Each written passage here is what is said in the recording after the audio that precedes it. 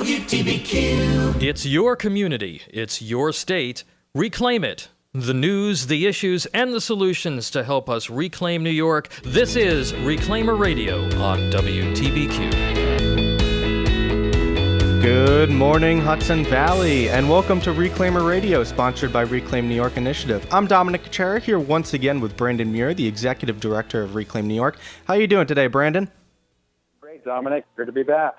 And welcome to our time to discuss with you the challenges facing our state and our communities and what we can all do to help reclaim New York. Now, today on our show, we're going to talk about how the government is throwing good money after bad when it comes to the MTA, how you're the one paying for it, and what Albany is saying and doing about ethics reform.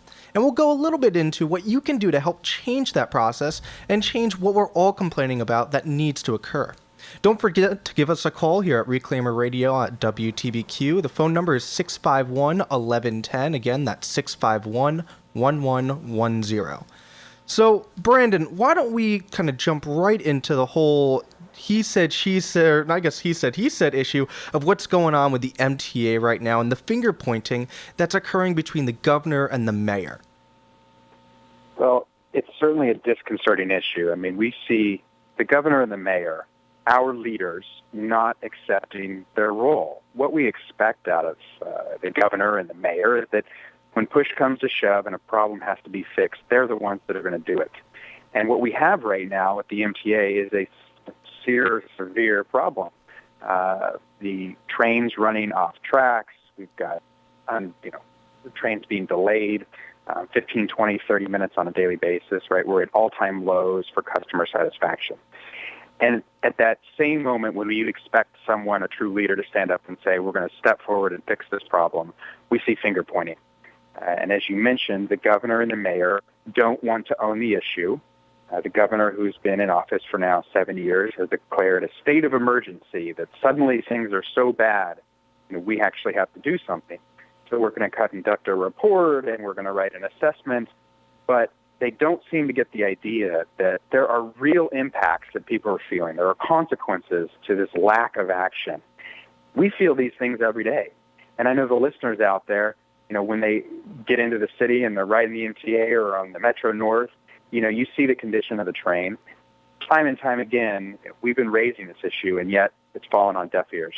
And to all our listeners, feel free to give us a call, 651-1110. Let us know your horror story. I want to hear what you're experiencing out on the MTA, what you're dealing with every time you're stuck on that train and you're stuck on that platform and it's 120 degrees and you're just waiting. And there hasn't been any movement. I kind of want to go into a pretty cool survey that was done by the New York City Comptroller. And in that survey, the Comptroller found that of the MTA riders, 2% were fired because they were late, because of the MTA issues. 22% were late for job interviews. 18% were reprimanded by their boss.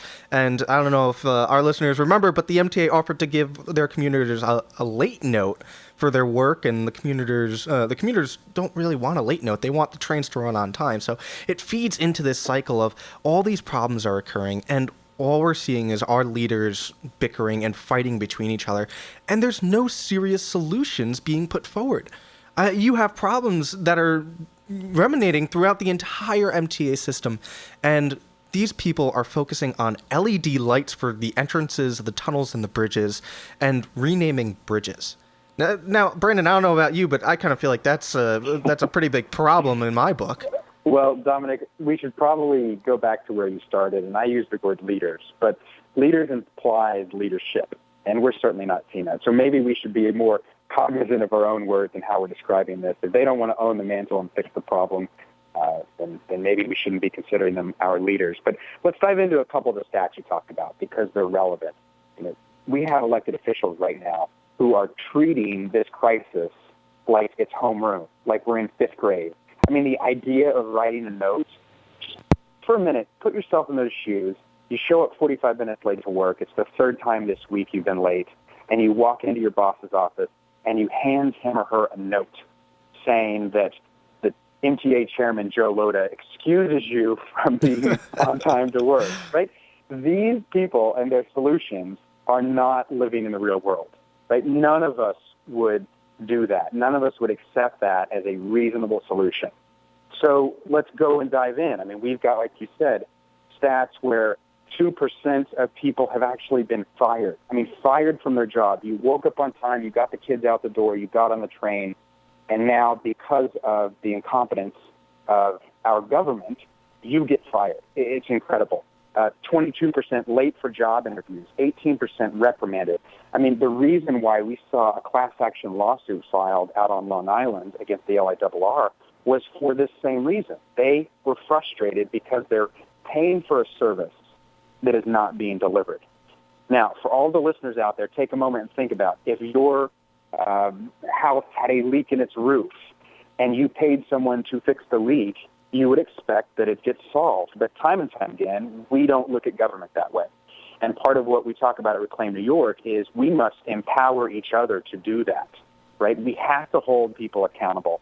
And when you see numbers like 2% being fired, 22% late, these have real consequences, and it's on us, all of us collectively, to hold them accountable.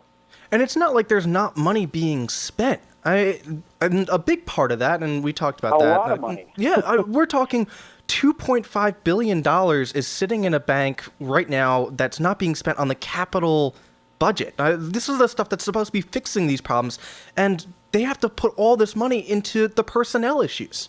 Because the personnel issues is what's the cost of just regular pay, the benefits, retirements, all that is what's causing so much of this cost to become larger and larger. In 1981, there was almost no debt. And I'm sure people or any of our listeners who were riding the MTA back in 1981, you had pretty decent service, you had nice cars. And now we've just seen this crumbling, it feels like, of this service that we've thought we could rely on. And now they're at 40 billion. That's with a B, guys. Oh, the numbers are astronomical. And if you're driving down the road in your car right now thinking about your business, this is the equivalent of essentially your business going under, and you decide that it's time to paint your fleet of washer dryers that you sell a different color, right? The core components of how the MTA is funded and how transportation is funded are broken.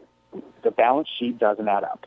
And instead of talking about how we fix the balance sheet, the governor proposed in his January budget with much excitement to spend nearly $250 million to add LED lights to the top of the bridges around New York City. I mean, it's mind-blowing to think that we could be in such a crisis. And then when it was put on his table that maybe that's not a good use of resources, he said, okay, we'll move it from the MTA's budget and we'll have some other government entity pay for it.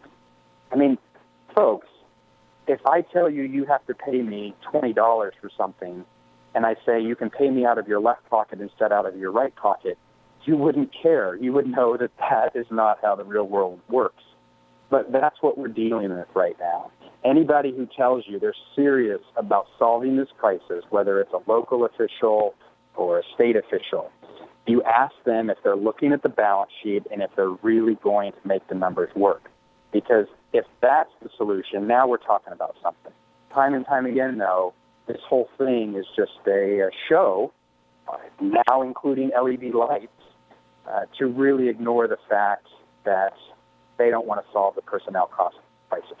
And I think one of the things that really just hits home from me is that since 2011, $450 million of the MTA funds were taken out of their budget. So this is money that we've been paying into as everyday taxpayers and people who may be using the MTA. Because remember, folks, $480 is coming from you guys, even if you don't use the MTA. So you're paying money into the system regardless. They took $450 million from the MTA budget and sent it to the general fund to use for all the other pet projects that Albany decides to put their money in. So they're doing the epitome of rob Peter to pay Paul, except now they're stealing from Paul as well to pay for someone else that they have on the budget who we don't even know, and things are just, it seems like, spiraling downhill from here.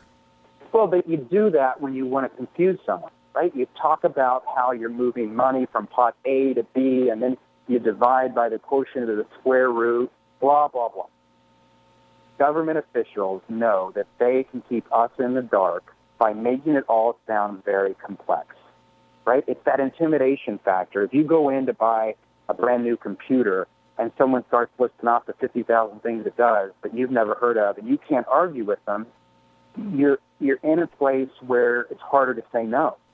And that's effectively what's going on right now. They make things so complex that we can't follow the money, and that it relies on organizations like ours. And I don't share that to toot our own horn. I share that to say we have a full staff of people working full-time to keep these guys in line, and it's still difficult for us to follow the numbers. So now think about your family and what you're doing to try and get the kids to soccer practice and piano practice and school and work and home and asleep. And there's just not really any way that most citizens can find the time to do this. We elect these officials because we believe they will act in our best interest. And what we're finding, of course, is that we don't have someone to hold them accountable. Then it literally goes off the rails, that we don't see them making decisions which are in our best interest, things like figuring out how to balance the numbers for transportation costs. We're not getting closer, folks. This is the truth about this. We're not getting closer to solving the problem. There's no amount of $1 billion injection here or, trying to bump fares by 25 cents or 50%. Those are not solutions. Those are just new actions that appear to delay sort of the downfall of this entire transit system. Will it ensure that the trains keep going a little bit longer? Maybe, but again, until we solve the balance sheet crisis, which none of the officials, Republicans or Democrats, really want to talk about, until we solve that crisis, it's not going to get better. And the problem with that balance sheet crisis is it's going to fall on all of us, regardless of if you're using the MTA services, regardless if you're paying those tolls on the bridges or taking that train into the city for fun or for work. It's going to come back to someone's got to pay for it. And the old tried and true method is to raise your taxes. Your taxes are going to be jumped up and things are just going to make it worse. And one thing I want to call out, after our show last week, we had a couple emails come in from people who do business with the MTA, some contractors. We had a couple of letters about your experiences on the train. And I just want to say, number one, we thank you for sending that information in. Our effort, our programming relies on all of you to tell us those local stories, to tell us the examples you have of corruption or specific examples and photos in some cases that you've taken. We just want to say thank you, because your ability to get that information to us and for us to put that online, on our Facebook, wherever else, really starts to turn the tide. So again, thank you so much, and we encourage your phone calls and letters to keep coming in. And don't forget, like Brandon said, check us out on Facebook. Check us out on Twitter. We have an email list that we will send up updates of what's going on with public corruption and the affordability crisis we're facing. So feel free to get involved there, or feel free to go to that town board meeting. Go get involved with your local government, something that you know you can change. Get your neighbors involved and start the process of at least getting more knowledgeable so that you can bring the change that you want to see. We're not Superman. We can't be across the entire state. It's up to you guys to take control of what's going on in your local communities.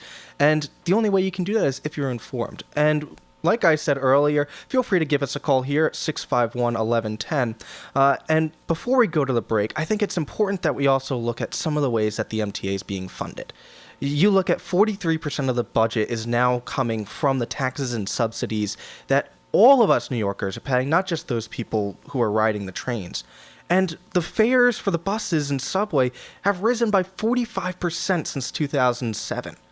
So you're seeing us as taxpayers pay more, the riders pay more, and yet we're seeing all of these derailments, these late trains and buses, and just the quality is going downhill. So it goes back to the question of, are you getting what you want out of the money you're paying? So I think that it's important that we ask ourselves that question, not just with the MTA, but with all parts of the government and all parts of what we're doing. But we have to take a quick break, folks. But when we return to Reclaimer Radio, we'll continue to talk about some of the other issues we're facing. We'll go into some of the ethics issues, and we'll take your calls. I'm Dominic Kachera here along with Brandon Muir. Feel free to give us a call, 651-1110. It's enough. Enough of politicians being taken away in handcuffs. Enough of our friends and family moving away because they can't build a future in our area. Government feeds special interests with handouts, then hands you the bill with high taxes. That's why there's an affordability crisis across our state that keeps you struggling. Politicians won't solve the problem. It's up to us. At Reclaim New York, we're helping empower people to reclaim their future. Join today at reclaimnewyork.org. This is Clark Howard. It is a complete, utter, total ripoff. You're going to be paid a pitiful number of pennies on the dollar and totally eat up your future. Clark Howard, weekdays from 1 till 3. Hi, this is Maria Stasola from the Old Warwick Bookshop in Greenwood Lake, here with my co-host, Kevin Sweeney from the Windermere Agency. We would love it if you would join us every Friday morning at 11 a.m. for Greenwood Lake Radio. On WTBQ.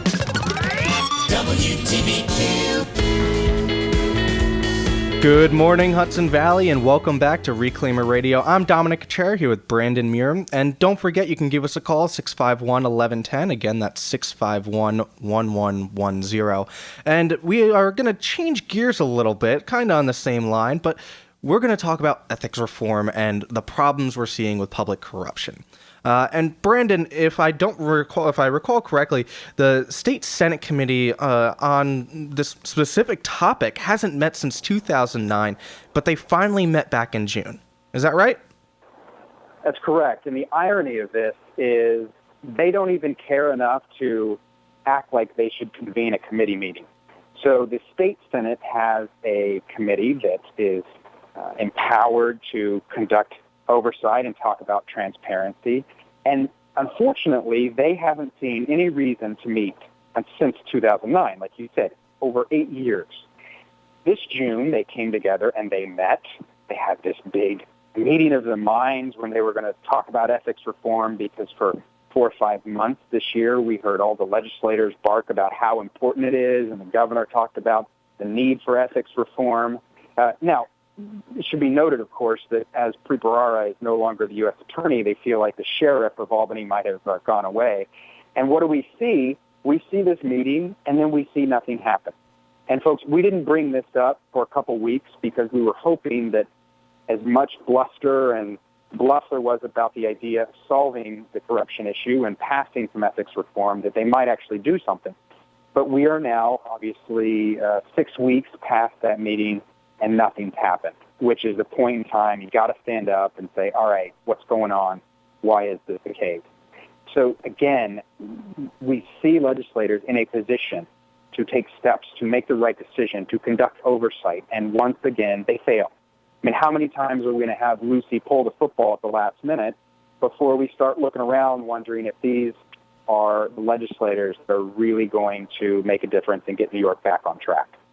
And listeners, we want to hear, what are you thinking about this? What do you think that the State Senate Committee on Ethics and Internal Governments should have done? Should they have tackled this? And if they should have, what do you propose? What do you see as a good solution, some good way to fight this issue that we're seeing?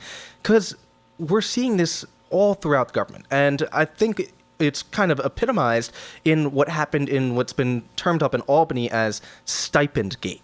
And for most people who aren't just following the news as wonky as I am, it's important for you to understand what Stipend Gate is. And what Stipend Gate basically comes down to is that senators were being paid as committee chairs for the different committees that they have up in Albany, even though they weren't the committee chairs. It was basically a way to give out free money to these senators so they could get a little bit extra money, make sure that things were kind of greasing the skids, things were going how they wanted. And there was a proposal that was put up to try and fight this back, but it was completely shot down. So, Brandon, what I got to know is, what is the logic behind this, and how can our listeners get involved to try and fight this issue? Sure. And it's worth noting that many states around the country give these stipends to committee chairs, right? It happens in Washington, and we see it in state governments all across the country. What we need to be asking, though, is, number one, does that money actually end up going to the people who are the committee chairs? And in this case, the answer is no, that the committee chairs and several other people got it. But New York as a state, and specifically New York Assembly and New York State Senate, gives out more of these, what they call Lulus, these bonuses or these stipends, to elected officials more than any other state in the country. I think there's one or two others that are generally in the same area. But the idea is essentially it's a participation trophy, right? Remember when we were playing T-ball and no one comes in first and no one comes in last? Well, they're taking that same sort of methodology and applying it to their daily work. You know, they're frustrated that they're making about $80,000 a year as elected officials, which, mind you, that's about 40% more than the average New York family. But that $80,000 isn't enough. They want to make a little bit more. And so effectively they give out participation trophies to all these other legislators that aren't actually committee chairs. And when that happens, you know, you really have to ask, is your money being spent wisely? And if the answer is no, what we hope is that you'll all start to speak up and raise awareness that, hey, we don't permit this to keep going on. Whether you're a Republican or a Democrat, it doesn't matter. When you're taking money for something you didn't do, you have to be held accountable. And I think it's also important to note that Cuomo basically full-on admitted that this ethics reform and trying to stop all these issues we're seeing in the Senate and the Assembly. You saw Shelley Silver's conviction got overturned due to a technicality last week. You're seeing all this happen, and Cuomo full-on admitted, didn't even try and hide it, that ethics reform was not anywhere on Albany's priority list. It was way down at the bottom. They don't care about term limits. They don't care about opening up debate on having legislation come forward. They basically just don't want to address the issue as a whole. They just want to push it back to the side, don't talk about it, let's focus on renaming bridges, putting LED lights on bridges, and basically throwing money at the MTA and hoping that nobody pays attention to it. And that's exactly right. And Brandon, why don't you kind of give us a little bit of a rundown of what people can do? I know you said that people can get involved, get more knowledgeable, but what can they do to kind of get more involved, or what are their available options, I should say? Well, it starts with information. Number one, they have to know what's going on. So part of our role is to raise awareness about how this money is being spent. And when people receive funds that they shouldn't, we are going to raise the flag and call BS. But number two, your phone calls and your letters have to start coming in. And I want to mention this because a lot of people think, well, it's just a call to my legislator or just an email. In the aggregate, that really starts to matter. And we can point to several examples around the state where our 100,000-strong Facebook audience spoke up. And when that voice hits in unison, when that voice is aligned and that voice says, enough, I don't care if it's another $5,000, $10,000, or $15,000 you're getting, enough. I'm here to tell you that has an impact, and that makes a difference. We need more of that if this is going to turn around. And I think it's also important to note that you have to look at this not just on the state level, but there's things going on in our local communities, and especially in the Hudson Valley, when you look at what's going on in some of our, well, I'm not going to mention communities, but there are some communities that it's kind of known there are some sketchy individuals, that it's happening down here too. It's not just an Albany issue. And I think one of the best examples of that is what happened up in Ramapo. Or down in Ramapo, I should say. And down in Ramapo, we talked about this a couple weeks ago as kind of our you can't make this up issue, where you had the building inspector charged with 188 counts of corruption. And these are ranging for basically him giving companies and different individuals reduced prices on what they have to pay the town in order to get the inspections passed and whatnot, and equated to $150,000. Now, that's a pretty good-sized sum, if you ask me, and you combine that with 188 charges, you'd think that he'd be getting some kind of a severe punishment. He'd be going to jail, or at least having to pay back the money, but that's not what happened. Yesterday, they announced that he's going to be pleading guilty to 2 charges, and for both those charges, he doesn't have to go to jail. He doesn't have to pay restitution and pay the taxpayers back for all the money that he cost them because of his actions. And it goes back to the question of, if we're not, as individuals in our community, going to get involved, then who is? how are we going to bring about this change? And I think it's important to kind of highlight what Brandon was saying, in that it takes you as an individual and you as our listeners to get involved. Give us a call at 651-1110. Visit our Facebook page, visit our Twitter page, and also visit your town board. Go talk to them. Go figure out what's going on. Keep track of what your money is going. And remember, you're the one paying their salaries. You're the one keeping their lights on. So if you don't know where your money is going, then how do you expect them to be able to keep a mindful eye on it? And that's the key, Dominic. You mentioned that. It is your money. And I know a lot of times we read the newspaper and you see the latest hit about corruption, and you know where that town is, or maybe it's your kid's school district, and you think, right, but I don't have the time actually to speak up and fix it. That's okay. That's what we're here for. So I want to tell each one of you out there, as you feel that knot in your stomach thinking about, those are my tax dollars that guy's wasting, and it's not right, but get on the phone and give us a ring. Shoot us an email. We are here, and we built an organization to dig into the weeds, to find the data, and to ultimately raise awareness and hold people accountable. But we need your support to do it. So we encourage all of you. Find us on Facebook, Twitter, or by email.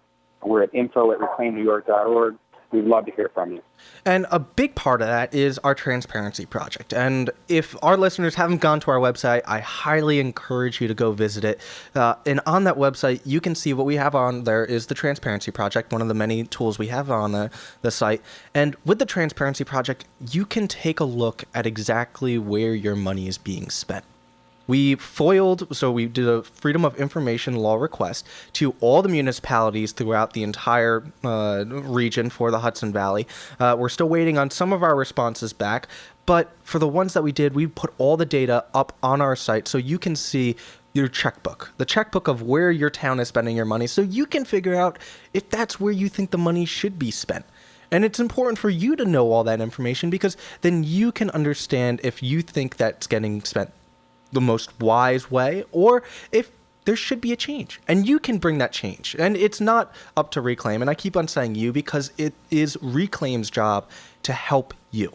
We're here as a tool for you to use to make your government more accountable and more affordable for what you want.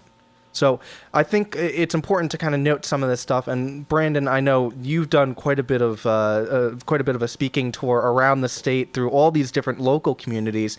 You were upstate earlier, basically showing people how to use these tools and what they can do to get involved. That's just it. And we'll continue speaking at Chambers of Commerce and Rotaries and Kiwanis and all of these different clubs and civic associations. We would love to come out and speak at yours. So again, feel free to reach out and let us know. Ultimately, it's the partnership between the citizens, groups like ours, and government that's going to turn this thing around. But we need your buy-in to do it. And with that, folks, that'll be it for this week. Thank you for joining us on Reclaimer Radio. Tune in next week at 11:30 a.m. Check us out online at reclaimnynow.org, or you can check us out on Facebook and Twitter. Reclaim New York is an initiative that is a nonpartisan nonprofit. I'm Dominic Kachera, and remember, it's up to all of us to reclaim New York. Your community radio station since 1969. 69.